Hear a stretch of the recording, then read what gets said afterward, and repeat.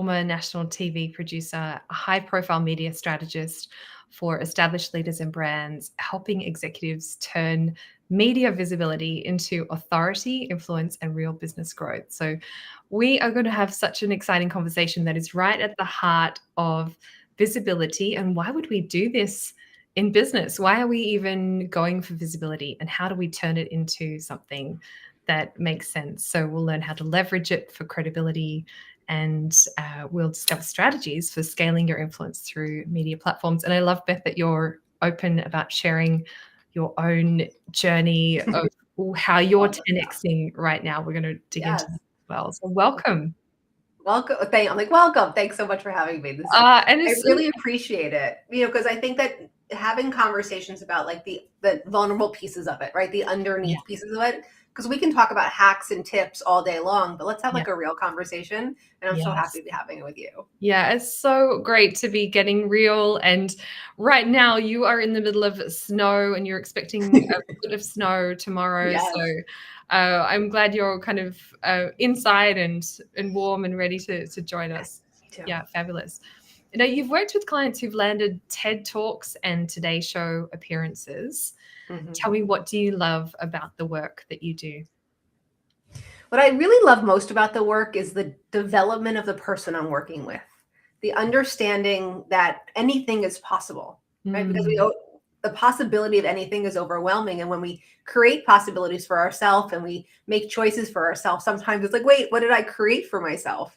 But when I get to work with a client who gets to get to that high level, right, gets the TED Talk, gets the national TV spot, and really seeing them understand how they need to step into what their personality is and not hide behind the brand. I think that transformation for me is the most fun and rewarding. And like, I love a good green room, so it works all the way around. Yeah, that's so fun. That's so fun.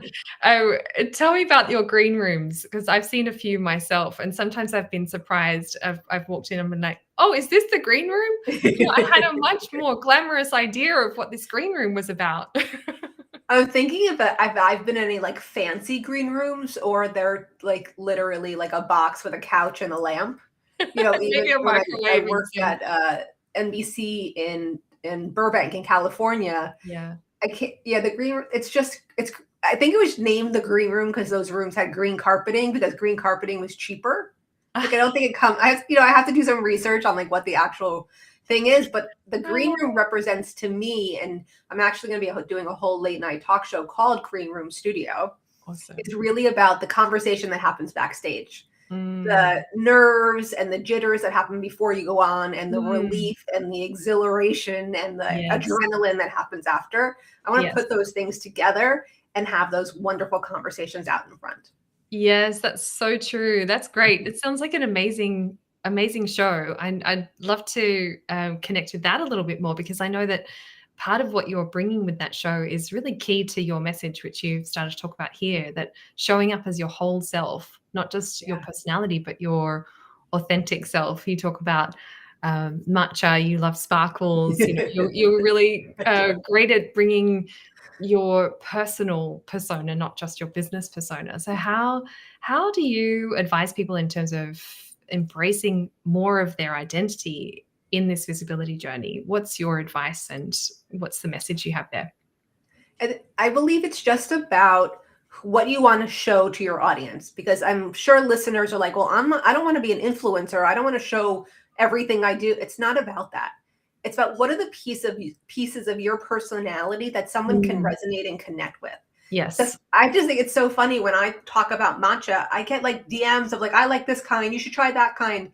And it's not a conversation about my business, because in 2026 and going forward, we really need to rely on our digital personality and not on our thought leadership, which I said to you last time. I was like, thought leadership is somebody else made up.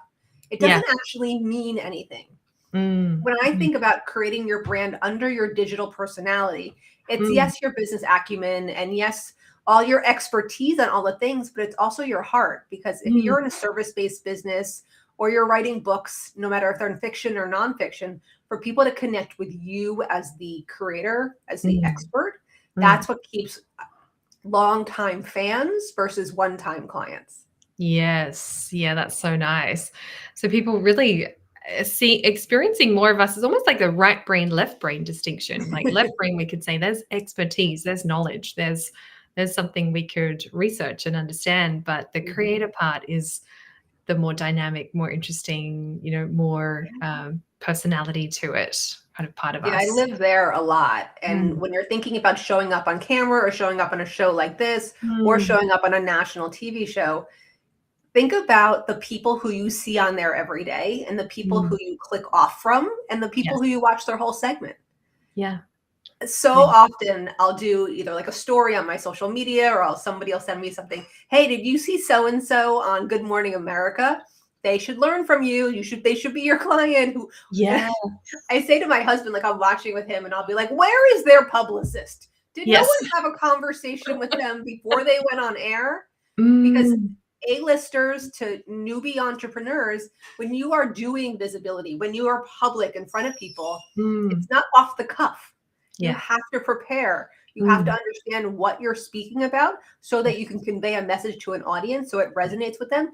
And then it comes back around. It's not Yeah. just about putting information out and like social media. We just put it out and see where it goes. This Yes. is really about an intimate relationship and making people feel like you're their person.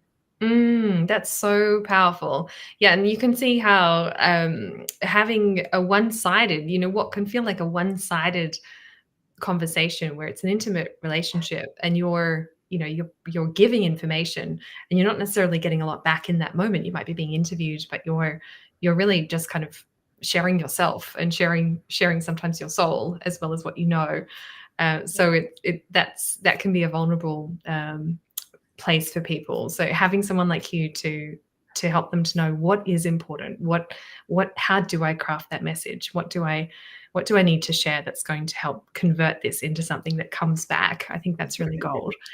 I'd love to take a little tangent because I know that you work with a stylist yourself, I Beth, do. and so Thank I'd love to know, goodness. when does that happen? What do you advise people in terms of how they show up with their brand image, their visual image? Well, when I started out, that wasn't really a conversation. I've been doing digital, I've been in digital marketing, digital entrepreneurship since 2007. So as I grew my business, I got to be on stages and be on Yeah. TV.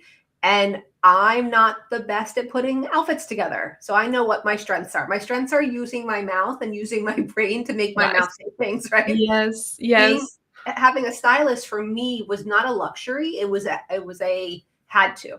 So Mm, now when I usually meet with her quarterly, she goes nice. into my closet and she makes outfits from Yeah, things I already have yeah, or tells great. me, get a couple of these things, a couple of basics.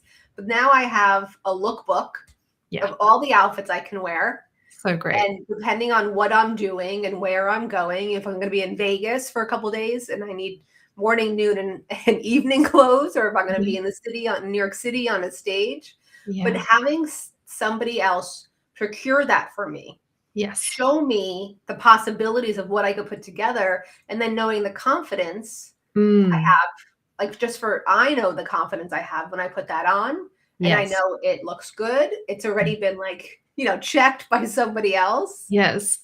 It's And something it you don't have to think adds about. right. It gives you the freedom to turn up, to think, to be yourself, to engage, to really be open-hearted in that moment. Yeah, and that was really vulnerable as well. Like, come in my Mm, closet. yeah, I'm gonna stand here, my underwear until you give me stuff to try on and trying yes, on and stuff, in front of her, what yeah, looks and what doesn't look. And it's a yeah, really intimate relationship, it and I'm is. so grateful for it. And I think that anyone that's listening, if fashion or putting together outfits is not your best foot, then Yeah, having somebody in your back pocket that can do that for you, yeah. because when I would go on stage and not sure about what I was wearing, it was there. It was in Mm, the air. yeah. Versus now, I know what I'm wearing. I have my hanging bag with me on the plane, It's so and easy as it adds to the exactly. confidence. And the lookbook thing, it just makes it so easy because it's even if you've got it there, you can choose on the morning, you can choose the day before, and you just think what's available, right? It's a 30-second Yeah, decision about what to wear rather than a 5-10 right. minutes, how to, At to do so with least, that. right? Okay, what did I wear with this Yeah. again? What accessories? And was it these shoes or those shoes? I can't remember. So And taking risks as well, like having somebody approve risks or give me permission to wear something different. Yes. I didn't realize that I had, and most people listening, you have a brand, you have a fashion brand. There are certain things that you wear all the time. And we created my brand, my visual brand out of the things I wore all the time that were in my closet. Beautiful. Yes, most of them were black. A lot of, it's a big black clothing section. Black contingent. Yeah, that works pretty hard for you. Yeah, that works pretty well. But now I have there's not that unconscious belief stopping me from doing things or going places. Yeah, beautiful. Remove all the barriers, right? Get all the friction out of the way so that you can turn up. And these are high stakes moments. These are, it's 8 minutes on national TV, or it's 30 minutes in an interview. It's high stakes. There's a lot you want to achieve. 45 minutes on a stage in front of a room full of people who are looking and judging. Yeah. And, listen, and judging what you say, how you look, what you're wearing. That's it. Even if we like to think that we don't, this is part of human nature. We're kind of making assessments on the visuals we see. So it's really cool to hear how you got into being in these visibility moments and in these high stakes situations. You had an experience where you were at acting camp as a kid. You were speaking at your youth group at the age of 15, and being seen has been part of your journey, really right from the get-go, from the time that you really start to emerge as a personality. So you have also mentioned pushing yourself to 10x your thinking. And so I'd love to just kind of explore the journey for you, where it sounds like, I imagine as a 15-year-old to be visible, that takes some risk. That, and you kind of took that risk, and now you're at the point where you are wanting to continue to take risks and continue to push yourself. Can you bring us a little into what's going on for you as you take those risks and push yourself? Well, I have to say I'm a middle child. Let's just say that. Sure. So, I definitely have middle child syndrome, which is all about like over here. Yeah. Look at me, and going to acting camp as a kid and not being able to sing, but I could do the other things. They put me on a roving like 4-foot ball, and I walked across the stage on this huge like circus ball. Wow. So being looked at or being the center of attention felt really good. It actually, honestly, still it still does. For me, it's been such a big part of my life. And my parents are entrepreneurs. Growing up, they had several different businesses. They're very successful now. And now they get to hang out on vacation because they're both retired, but sort of retired. But for me, visibility wasn't about taking a risk to being seen. For me, more of the risk was being heard, because I was always being seen, and I'm not a big person. I'm only 5'1". So right. Yes, like I'm a little person compared to most of the world. Still. And I wanted to be heard. That was my thing. I wanted to be seen. I wanted to be heard, and I felt like I had something important to say. And that's what pushed me into entrepreneurship, because I had a different point of view. And looking back at my experience, being in TV, being in the green rooms, backstage, and also watching my parents for 25 years grow businesses. Yes. It gave me that permission to do new things, to risk things, to go out there. And I guess in the last 3 years, I've realized I've gotten this kind of impression or response back from people that I think big, but I'm not thinking big enough, right? I kind of like thought big to my threshold. And now talking to more people and being in the rooms with higher level entrepreneurs, meaning they've been doing it longer, they're more successful, they're making more money, they have more thought, like they have bigger companies than I do. And seeing how they think about things just inspires me to do the same, to take the risk and go out beyond where I was comfortable. Yes. Because look, I've been on TV, I'm on social media, I have my I'm doing all these things and I'm visible, but doing them on a different level. I didn't think about that was my next step. And it's also about leadership. It's changing. There's this old thing, like you can't be the same person you are to get to the first 6 figures to get to 7 figures. Yes. So I'm working with somebody this year that's going to help me get there, because I was not allowing people or my coaches or people I was working with to really hold that space for me. And when I met this gentleman and I allowed him to hold the space for me, I was like, I'm in. I don't care. Let me in. We Yeah. need to be working together, Yeah. because I knew I needed somebody to help me get to that level. And Mm, his reflection is like, you do this for people every day. You get that, let them be heard. You let them be mm, seen, and mm, you help get them to the next level for their exposure, for their business. mm. Now he's going to be able to help me. But it took a lot. It was a lot of introspection Yeah. to really realize that, like, yeah, you think big, but that doesn't mean you think 10x from where you are. Yes. Yeah. And what an eye-opening realization, That was and a not easy. very challenging one potentially, Yeah. where, you can look back at all these successes and a lot of things that people really admire and would feel like that's success. And you remind me of Dan Sullivan, who's the strategic coach, Mhm. CEO and founder, and a real expert in entrepreneurialism. And he speaks often about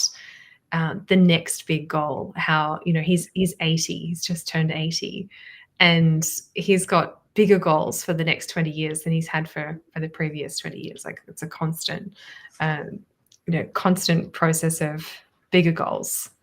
And That's yeah, it's amazing. very inspiring. It's super Yeah. inspiring, to hear someone take on really big goals and be vulnerable enough to look at 10x and say, I want to actually go there. That's really, really inspiring.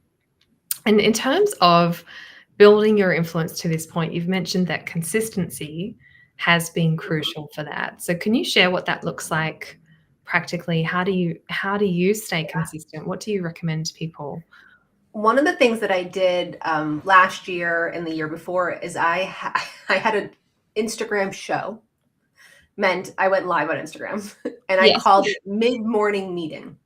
Nice. So Every day. I made why not? Because I wasn't going to do morning meeting, because then I'd have to like do it at 9 o'clock in the morning. This was like any time between 10 and 12. It was Nice. like mid-morning. When it worked. But Yeah. I made like a Canva design for the story.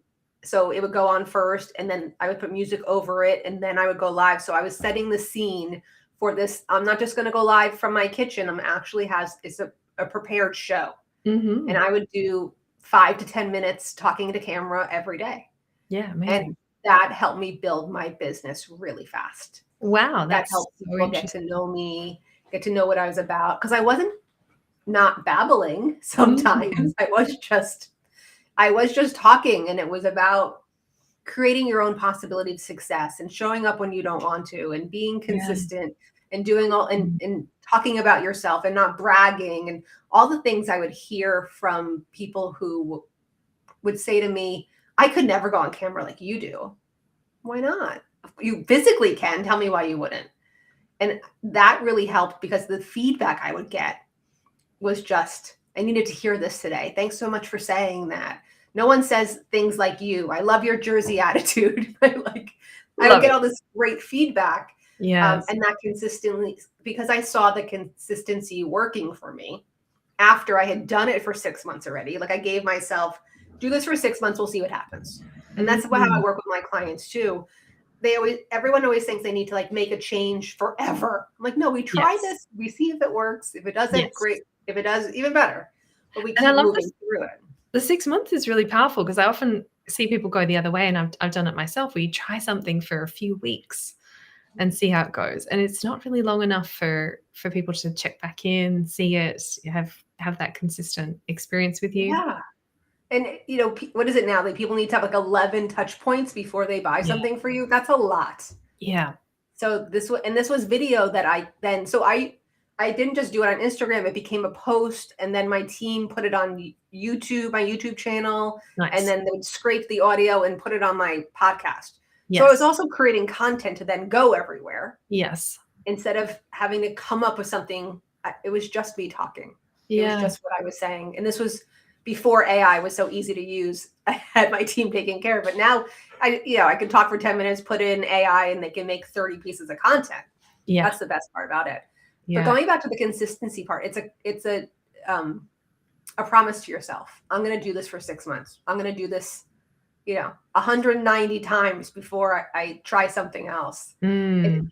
we're so used to that instant satisfaction that when we try something, if we don't get that instant satisfaction, we want to move on. But I hope that everyone's hearing us, that you have to keep trying at something you're doing. And that's why you have to make these decisions from information, from your data, from your feedback, from your, what you're feeling. If you're not feeling it, it's not going to happen. Yeah. And it's all about continuing to do that and have a real strategic plan.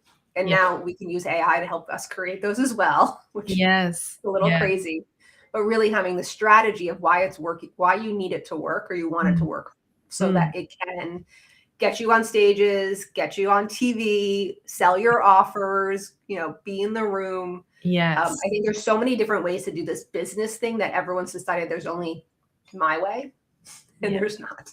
Yeah, there's so many different ways, so many different things to try, and really you've got to be in the arena trying something before you get that data, you get that feedback, which can be, it's a risk, and you just have to commit and try it and see how it goes from there. And are there any things that people get wrong, apart from perhaps doing it for too short a time, or also thinking that they have to do it forever, in how they approach, whether it's digital media, social media, or media and PR, in terms of, some of these other more well-known platforms? Is there anything that people really get wrong in terms of how they use that? And I remember hearing you talk about the distinction between using it for sales and using it for other purposes. So yeah, what's your advice there around what to avoid?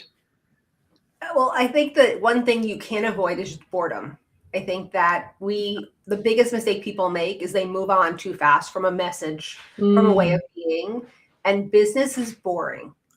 You need to say your message. If you're not bored 10 million times. You haven't said it enough times. Yeah. Right. Like, I think the biggest misnomer is like, well, everyone's heard me say it. No one's actually heard you say it. Yeah. So it's continuing on moving and going back to what you said about there's different ways of expressing yourself for what the different outcomes you want.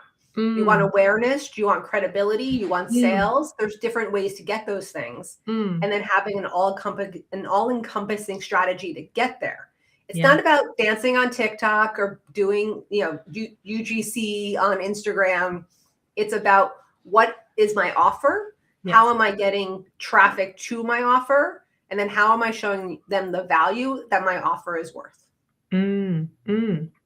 Yeah, so good, so good. So really thinking about it so much more strategically, where you've got that awareness of your offer, your business, your sales. You're not just kind of showing up and following the trends, and that makes it more like, here's one just like the other one. Like, okay, another person dancing on TikTok. Yeah, right. You don't stand out. It doesn't work, and then they wonder why it doesn't work, because, well, the other problem of this conversation is that when you go on the platforms, I'm going to teach you how to make 6 figures. I'm in 6 months or 6 weeks, and I spend 4 hours a week working, and I make $100,000. It's all BS. I would say, right? Like, it's all BS. They're not telling the whole story. Yeah, I remember a client of mine was in love with this woman who was like a business coach, and she did it so fast. Like, she would go on and on and on and on about her. And I went to look at who she was, and I was like, this is her 3rd business. She probably has a 50,000 person email list. Yeah. She's not like she created this in 3 months. She spent 15 years to create it in 3 months. It's like acting. It's like an overnight success, but they've been working for 10 years. Yes, 100%. 100%. And I've certainly come across stories like that as well, and spent some money with people who I think were telling stories that, were at the beginning of my journey, where I kind of thought, oh, well, if that's possible for them, then it's possible. But but realizing that it's not exactly possible. So it's the real doom scrolling, right? Yeah. It's making you feel bad. It's making you feel you don't have the right message, the right coach, right offer, the right anything, because that's what it's supposed to do. That's marketing. Yeah. So when you can take a step back and really look at what you're trying to accomplish versus just trying to get. Yeah. But when you start out, those are the mistakes you have to make to understand what you need to be doing, who your customer is, where you're going with everything. That's it. That's exactly it. I think that that digital entrepreneurship is personal development on crack. Yes, I love that phrase. And I heard that first from you. it's personal development on crack, but it's because it's testing. It's failing, not knowing if you're failing, succeeding a little, trying again. Trying again and trying for such a long time sometimes with something. Like you said, if sometimes you have to almost get to the point where you're bored of it, and you're and then sometimes you're spending money with people where they haven't really fully got the integrity through everything that they're saying. And gosh, so many. That's a whole other interview. We can have a whole different conversation about that. Stories. I've been there too. Right? I wish we could name names. We won't. But looking at what some of the big names in the space, in the digital space, are stopping their podcast, are closing multi-million-dollar legacy offers. Yeah. So they're not doing that for no reason. And it's really taking a step back and looking at what's going on in the landscape so that you can plan accordingly. Yeah. And you can have your back-end system set up, but visibility hasn't changed. Getting out there hasn't changed. Yeah. But visibility for exposure or visibility's sake, to me, is one of the big mistakes that people make, because they're not thinking about what visibility actually means. It's not like I'm going to be seen by all these people and then they're going to come buy my thing. I say it like this. A-list celebrities are on every talk show. You know why? Because they have to be everywhere to sell their movie. Yeah. To sell their product. And they already have name recognition. They already have huge audiences. They already probably have huge email lists, depending on what they do. So why do you think you're going to do one little thing and it's going to blow everything up? Unfortunately, it doesn't work that way. Again, it's consistently being out there. My favorite thing to happen is for somebody to say to me, "Oh my God, Beth, you're everywhere. And I've just been on vacation." Because I have podcasts coming out. I have segments coming out. My social media is planned already. My emails are planned already. My systems are working, so I don't always need to be visible at that moment, but my visibility strategy makes it look like I am. Yes, so good. So good. I think that to me just really, pops a misconception that people have about business, which you don't necessarily know if you're leaving corporate and you kind of see people who look like they're being successful in business. And really, I think that's a gift to just share that right there with people, that this is actually what it takes to get out into the world. It takes deep breaths and a lot of grit and a lot of, I think it really takes 3.5 years to establish a brand. And you work for that brand by putting that brand together for 3 years is a long time. A long time. Where you can either see if this can actually make it or not. Yeah. That's why we have serial entrepreneurs. That's why we have, founded 6 companies and only exited 1. That's it. Because not every idea works. Exactly. And there's so many things to build and to get to that point where you just see. So thank you for that phrase, that digital entrepreneurship is personal development on crack. It's one of the best. I think it's insightful. I love it. I use it. I knew where it came from, right? We have to find who said it, because it wasn't me, but I keep telling everybody else. But it's good. And what about for you, Beth? Looking ahead to your next level of visibility, you talked about this late night talk show. Invite us in. Tell us what to expect with that. Yeah. So I'm really excited about it. We have an app that's going to be on Apple and Roku and Prime and all the places. And I was developing shows for clients, producing shows for clients. And I was like, I want to do this. I always wanted to be a late night talk show host. And my friend was like, send me a proposal. So I developed a late night talk show that's about entrepreneurs' actual personality and not their brand.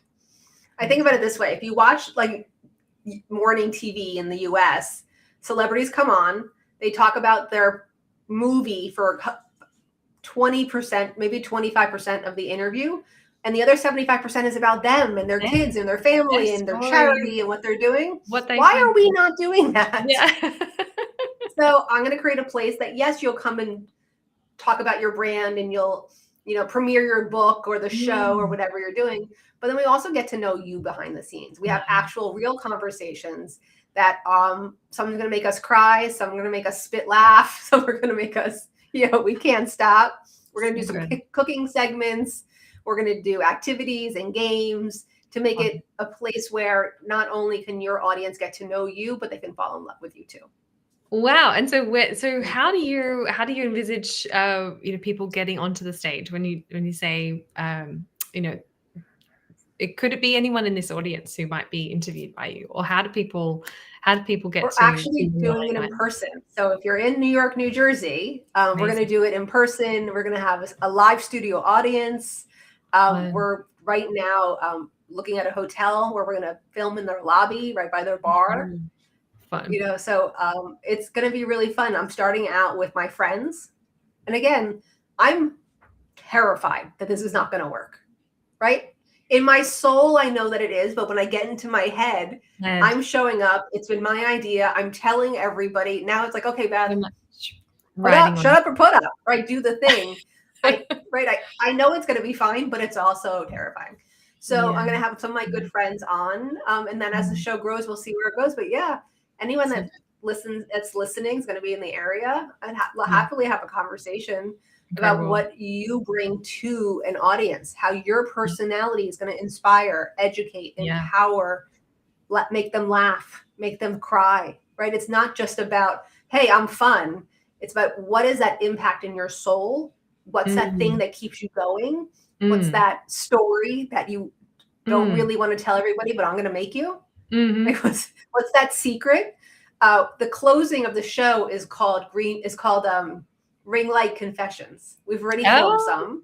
Yeah. And it's, real talk without naming names about things that happen in the industry, things we've done. I have an Olympian who told us all about the Olympic Village, things that we were thinking, but now we know it's true. Yes. I have an influencer that came on, gave us a good story about some influencer activities that were a little saucy. Yeah. So I really want to show the inside of the entrepreneurship, the digital entrepreneurship journey. I'm excited. Live. Incredible. Live. I think in color. It sounds like, it's live and in color, Technicolor.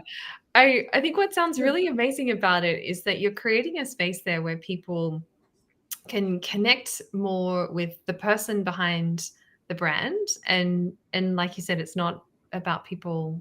When people can see themselves as having a brand, but really showing up more in 3D, more in 3D, 4Ds, like who are you in all of the different ways that are also going to connect with your audience. And I just feel like we're in a time when people want more connection. We're actually being distanced by fake content, things that people aren't really standing behind. And I think we're looking for spaces and opportunities where we can really, see the real person, feel the real person, and have a moment where it feels like a human connection. So I love that you're creating that. It's really powerful. And you also have an event coming up, How to Nail Your Next Interview. Yes. That sounds exciting. Did you want to talk about your goal with that, what people could expect? It's my masterclass. It's the training that I offer once a month to my audience, and now this audience, and everyone is welcome. We're really talking about how to nail your next interview, because most of you are probably not prepping for your next interview. I know. I'm going to call everybody out. You're not prepping. You're just going to have a conversation, and you're not thinking about, is this the right platform for me? Is this the right audience for me? Is this the right place for me? In the class, we go through all of that. I give you tips and hacks, and you walk away with a new sense of strategy around your media, your visibility, and that exposure means nothing. Yes, so great. So great.